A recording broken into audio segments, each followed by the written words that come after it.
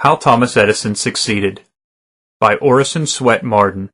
An audio Mises Daily narrated by Brad O'Connell. Excerpted from How They Succeeded, 1901. To discover the opinion of Thomas A. Edison concerning what makes and constitutes success in life is an easy matter, if one can first discover Mr. Edison.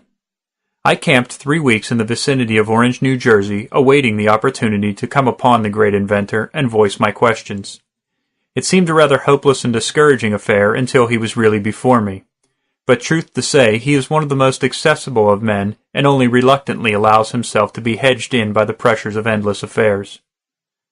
Mr. Edison is always glad to see any visitor, said a gentleman who is continually with him, except when he is hot on the trail of something he has been working for.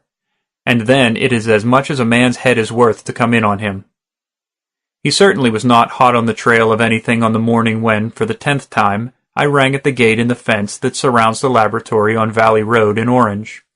A young man appeared who conducted me up the walk to the Edison laboratory office. The library is a place not to be passed through without thought, for with a further store of volumes in his home, it contains one of the most costly and well-equipped scientific libraries in the world. The collection of writings on patent laws and patents, for instance, is absolutely exhaustive. It gives at a glance an idea of the breadth of thought and sympathy of this man who grew up with scarcely a common school education.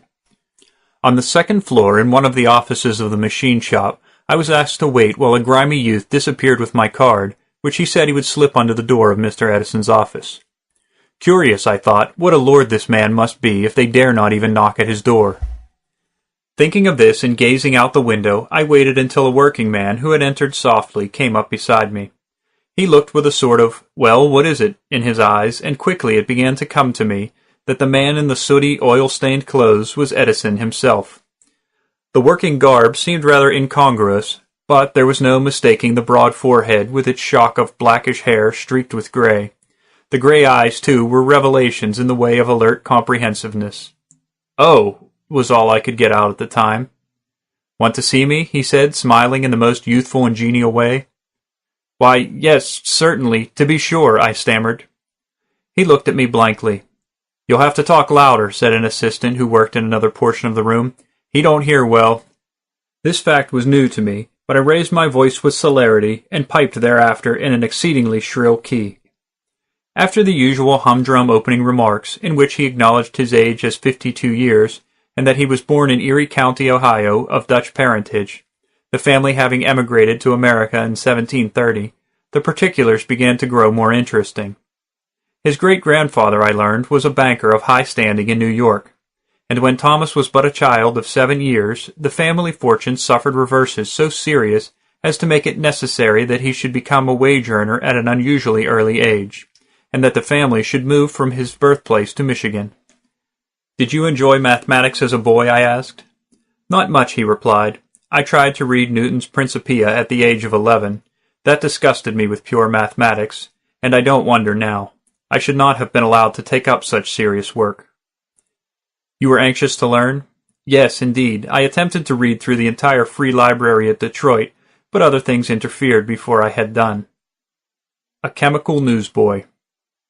"Were you a bookworm and a dreamer?" I questioned. "Not at all," he answered, using a short, jerky method, as though he were unconsciously checking himself up. "I became a newsboy and liked the work. Made my first coup as a newsboy in 1869. "What was it?" I ventured.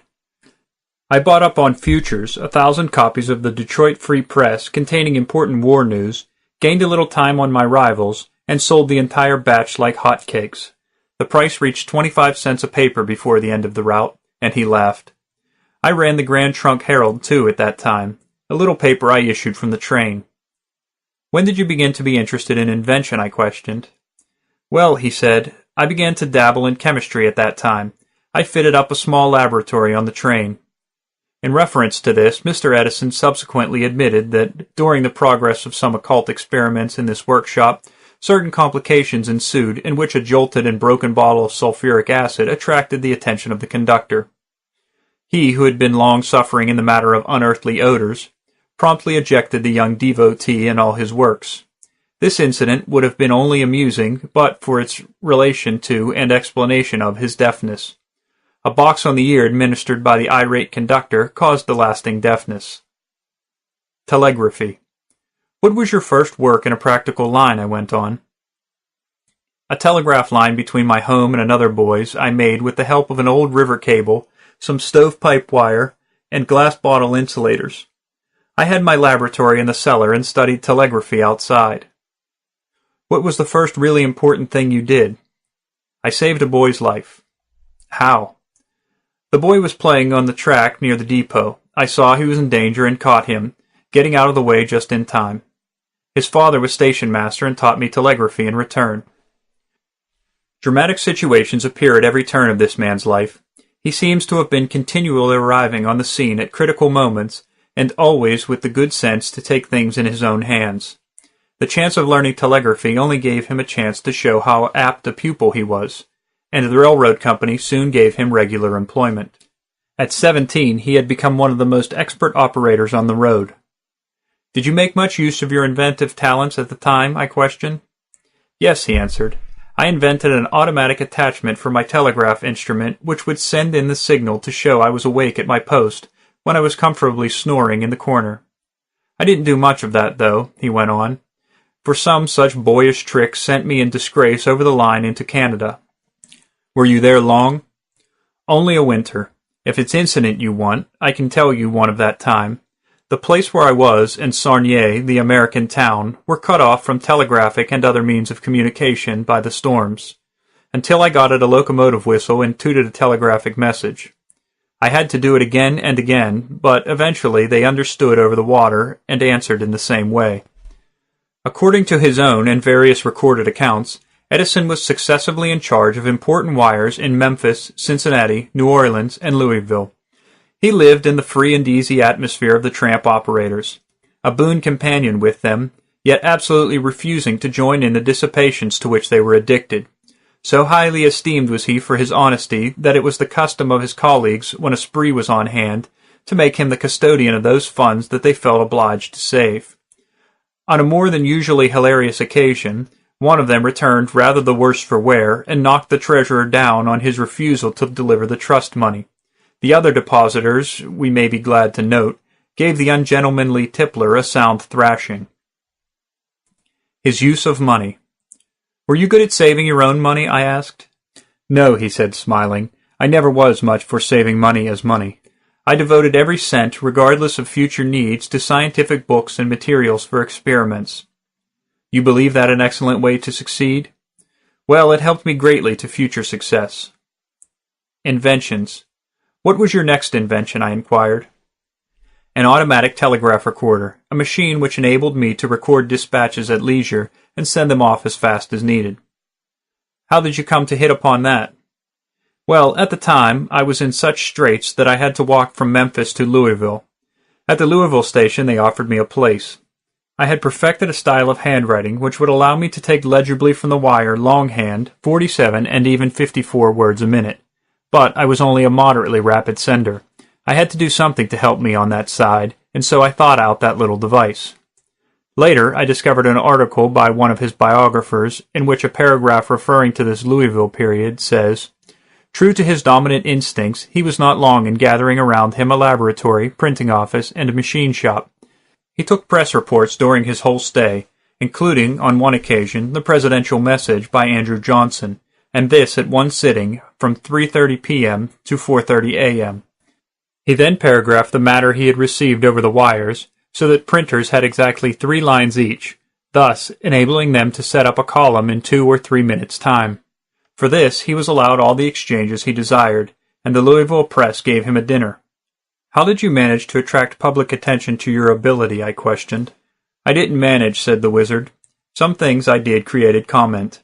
A device I invented in 1868, which utilized one submarine cable for 2 circuits, caused considerable talk, and the Franklin Telegraph Office in Boston gave me a position. It is related of this, Mr. Edison's first trip east, that he came with no ready money and in rather dilapidated condition. His colleagues were tempted by his hayseed appearance to salt him, as professional slang terms the process of giving a receiver matter faster than he can record it. For this purpose, the new man was assigned to a wire manipulated by a New York operator famous for his speed. But there was no fun at all. Notwithstanding the fact that the New Yorker was in the game and was doing his most speedy clip, Edison wrote out the long message accurately, and, when he realized the situation, was soon firing taunts over the wire at the sender's slowness. "Had you patented many things up to the time of your coming East?" I queried. "Nothing," said the inventor ruminatively. "I received my first patent in 1869. For what?" "A machine for recording votes, and designed to be used in the state legislature." "I didn't know such machines were in use," I ventured. "They aren't," he answered with a merry twinkle. "The better it worked, the more impossible it was.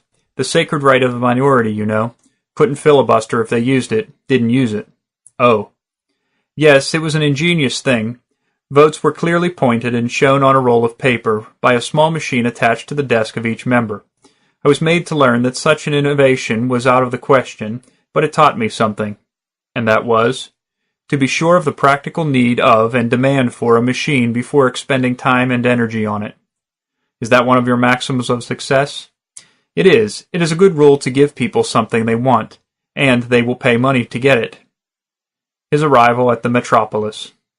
In this same year, Edison removed from Boston to New York.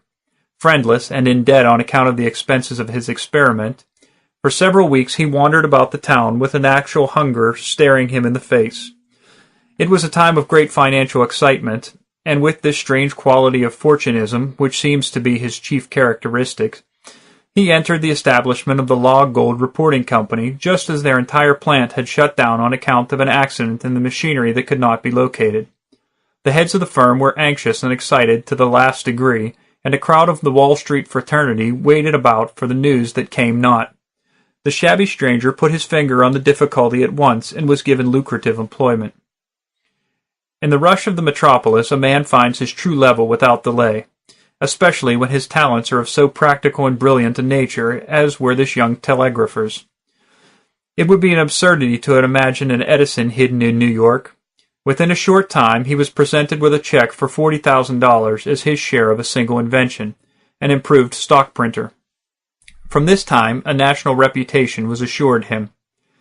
He was, too, now engaged upon the duplex and quadruplex systems for sending 2 and 4 messages at the same time over a single wire, which were to inaugurate almost a new era in telegraphy. Mental concentration. Recalling the incident of the Log Gold Reporting Company, I inquired, "Do you believe want urges a man to greater efforts, and so to greater success?" "It certainly makes him keep a sharp lookout. I think it does push a man along." "Do you believe that invention is a gift or an acquired ability?" "I think it's born in a man." "And don't you believe that familiarity with certain mechanical conditions and defects naturally suggests improvements to anyone?" "No, some people may be perfectly familiar with a machine all their days, knowing it inefficient, and never see a way to improve it." "What do you think is the first requisite for success in your field, or any other?" "The ability to apply your physical and mental energies to one problem incessantly without growing weary." 20 hours a day. "Do you have regular hours, Mr. Edison?" I asked. "Oh," he said, "I do not work hard now. I come to the laboratory about 8 o'clock every day and go home to tea at 6, and then I study or work on some problem until 11, which is my hour for bed." 14 of 15 hours a day can scarcely be called loafing, I suggested. "Well," he replied, "for 15 years I have worked on an average of 20 hours a day." When he was 47 years old, he estimated his true age at 82, since working only 8 hours a day would have taken till that time. Mr. Edison sometimes worked 60 consecutive hours upon one problem. Then, after a long sleep, he was perfectly refreshed and ready for another. A run for breakfast. Mr. Dixon, a neighbor and familiar, gives an anecdote told by Edison that well illustrates his untiring energy and phenomenal endurance. In describing his Boston experience, Edison said he bought Faraday's works on electricity, commenced to read them at 3 o'clock in the morning, and continued until his roommate arose, when they started on their long walk to get breakfast. That object was entirely subordinated in Edison's mind to Faraday, and he suddenly remarked to his friend, "Adams, I've got so much to do and life is so short that I've got to hustle." And with that I started off on a dead run for my breakfast. "I've known Edison since he was a boy of 14, said another friend, "and of my own knowledge I can say he never spent an idle day in his life. Often, when he should have been asleep, I have known him to sit up half the night reading. He did not take to novels or wild western adventures, but read works on mechanics, chemistry, and electricity. And he mastered them too. But, in addition to his reading, which he could only indulge in at odd hours, he carefully cultivated his wonderful powers of observation, till at length, when he was not actually asleep, it may be said that he was learning all the time. Not by accident, and not for fun. Are your discoveries often brilliant intuitions? Do they come to you while you are lying awake at nights? I asked. I never did anything worth doing by accident, he replied, nor did any of my inventions come indirectly through accident, except the phonograph.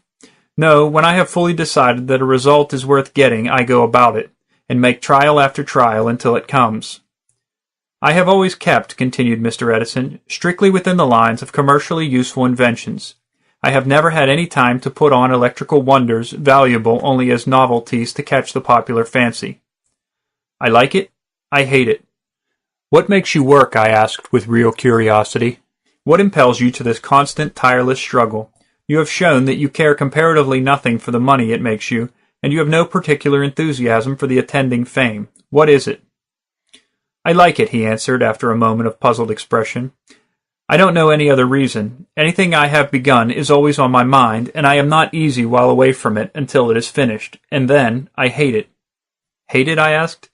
Yes, he affirmed. When it is all done, and it is a success, I can't bear the sight of it. I haven't used a telephone in 10 years, and I would go out of my way any day to miss an incandescent light. Doing one thing 18 hours is the secret. You lay down rather severe rules for one who wishes to succeed in life, I ventured, working 18 hours a day. Not at all, he said. You do something all day long, don't you? Everyone does. If you get up at 7 o'clock and go to bed at 11, you have put in 16 good hours. And it is certain with most men that they have been doing something all the time. They have been either walking, or reading, or writing, or thinking. The only trouble is that they do it about a great many things, and I do it about one. If they took the time in question and applied it in one direction to one object, they would succeed. Success is sure to follow such application. The trouble lies in the fact that people do not have an object, one thing to which they stick, letting all else go. Success is the product of the severest kind of mental and physical application. Possibilities in the electrical field. You believe, of course, I suggested, that much remains to be discovered in the realm of electricity. It is the field of fields, he answered. We can't talk of that, but it holds the secrets which will reorganize the life of the world. You have discovered much about it, I said, smiling. Yes, he said, and yet very little in comparison with the possibilities that appear. Only 600 inventions. How many inventions have you patented? Only 600, he answered, but I have made applications for some 300 more. And do you expect to retire soon after all this? I hope not, he said, almost pathetically. I hope I will be able to work right on to the close. I shouldn't care to loaf. The Ludwig von Mises Institute hopes you have enjoyed this Audio Mises Daily. For a world of free market literature, media, and discussion, visit Mises.org.